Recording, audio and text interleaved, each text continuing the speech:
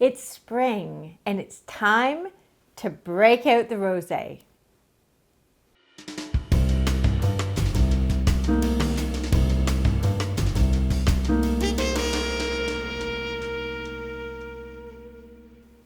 Hi, I'm Carolyn Evans-Hammond and welcome to my tasting room. Carolyn's tasting room is all about how to drink better and learn how. And tonight we taste 3 fabulous rosés, all under $15.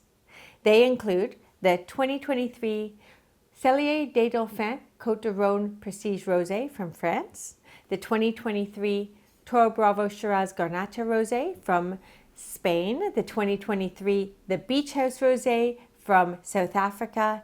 So let's taste.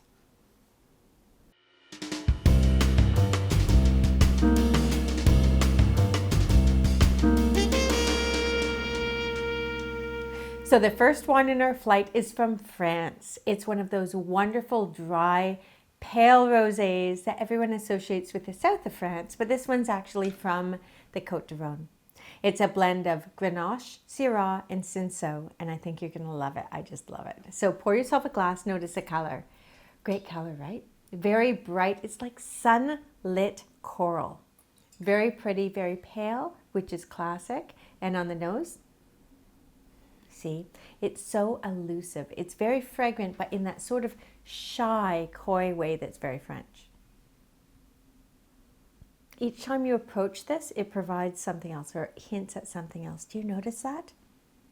So I get orange for sure, melon like cantaloupe, illusions of cherries, but not ripe cherries, sort of like almost those golden berries, those golden cherries. And the red currant is there from the Grenache, as well as, you know, maybe a hint of limestone or something like that underpinning the fruit. So there's lots going on, and every time you engage, it provides something else, which I like. That makes it a cerebral wine. And at this price point, I think this sells for, you know, less than $14. It's great value. So let's see what that's like on the palate. See, this sweeps in beautifully, and the fact that it hangs together beautifully and feels like satin on the palate is a testament to balance. So nothing is sticking out. There's no acid that's sticking out as shrill or harsh. There's no alcoholic heat at the back of the palate at all. So the alcohol is in perfect balance with the fruit, and the fruit, even though it is restrained, there's lots of it. So the extract is tightly coiled and it unfurls slowly on the finish, which is why there's so much length. It's still going on. So in terms of the value proposition packed in this wine, I think it's outstanding. So let's have a taste and see how it's expressing itself. It should be sort of echoing everything we found on the nose, but it might offer something else.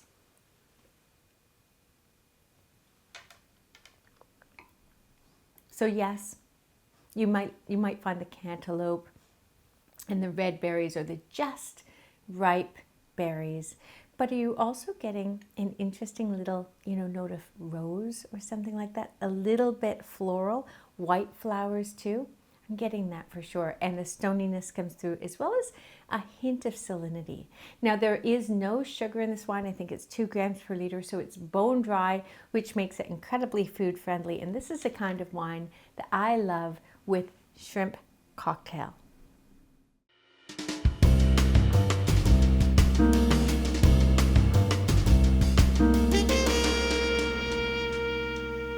So the second one in our flight is from Spain. It's the 2023 Toro Rosé, and it's a blend of Shiraz and Garnacha. And I think it's great value at less than $10 a bottle. So pour yourself a glass and let's first take a look at it. Notice the color. Much more color than the last one. It's sort of it's coral too, but it's sort of really richly pigmented, and I like that. It's a kind of thing that you can, you know, splash in your glass and maybe snap and put on Instagram, because it's fun to look at, really. And if you look at the colors, there's almost orange inflections or gold inflections. So pretty, clear, bright, which you want to see. Give it a swirl and a sniff. It's also more aromatic than the last one too. Do you notice that? There's more intensity, but very clean, very pure. And to me, this is all about apricot, like poached apricot. And beneath that, there's a little bit of red fruitedness, sort of red currant. You get that? And there's a little bit of grapefruit too, sort of ruby grapefruit. Do you get that too? But definitely fruit driven and clean. And that's, I think, important because at $10, many wines are either not articulate, not really defined in their flavor profile, which this one is, and not necessarily as pure fruited as this, meaning smells very clean and will taste very clean. The nose is more sensitive than the palate, so you're going to look for off-putting aromas before you're sort of confirming it on the palate. So we've done that. Let's take a sip and see how it speaks to us. Beautiful, juicy, pure, and not simple. Yes, there's clear fruit, and yes, it's primary fruit, but it's punchy in its articulation. So you're getting the stone fruit, yes, apricot, almost a smoky apricot, and then it goes to the red currant, and then the citrus fruit, and a little bit of zest, a little bit of grapefruit pith even on the finish, which adds a little bit of gravitas. So there's some textural element. It's not terribly long. It doesn't go on for ages, but it keeps you sipping and it's a pleasure to drink, which we want. Another thing about this wine is, do you notice there's no alcoholic heat at the back of the palate? It's also very lifted and light, making it quaffable, if you like. And I think that's a testament to the structure, which is confirmed when you glance at the label because it's only 12% alcohol. So it's really light. Let's have another sip. Very bright at the sides of the palate, makes your mouth water. Great acidity, nice and balanced. And it's also bone dry. You notice that most when you focus on the tip of the tongue. There is no sweetness.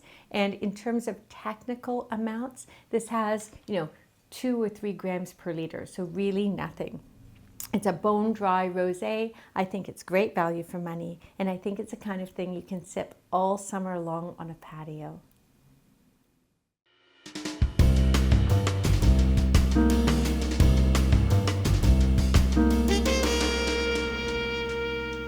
So the third wine in our flight is an interesting one because just the appearance, the color, and the way it's, that sort of very pale hue makes you think like it could be from the south of France. It could be one of those bone dry, restrained rosés, but it's not. This is from South Africa. It is pure Pinotage, which is the flagship grape variety, or certainly red grape variety from South Africa. And it's actually off dry. So there's some residual sugar. So we're going to taste it, and I think you'll be surprised because it, it juxtaposes the first one so interestingly. So in the glass, as I said, very pale. Give it a swirl and a sniff. The aromas are very different than the first one. Now it is restrained, absolutely, I will give it that, but it's not restrained on the palate, I don't think. So, maybe smoked plum or something like that on the nose. Maybe a hint of rose, but on the palate. Are you surprised? It's quite, fruit forward, if you like. It's a juicy hit of wine. So this is the kind of wine that's fabulous cocktail style because it is sweet and sour. It is lip smacking. It is juicy. And it's not all about layers. It's more about just a round hit of fun to drink, really. So have a sip and let's see what it's saying to us.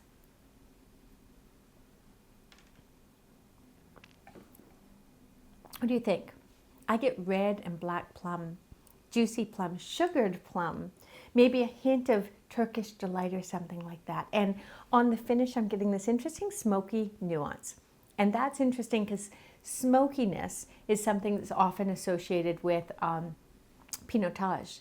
It's often associated with cigars and things like that. And that's natural to that variety, and it's reflected on the palate. This is not an oaked wine, but this is something that you do experience the expression of the variety. And I think that's interesting. I also love the balance. That sweet and sour is in perfect balance. There's 16 grams per liter of sugar, which is just enough to, make it taste balanced with the high acidity, and it's something that you can chill down and enjoy in the sun, you know, cocktail style with a few salted nuts or something like that. And it's really fun to drink, and I think it's great value at, you know, let me see how much it is. $12.95. So great value for money, great wine to sort of pour at the beach house or at the lake.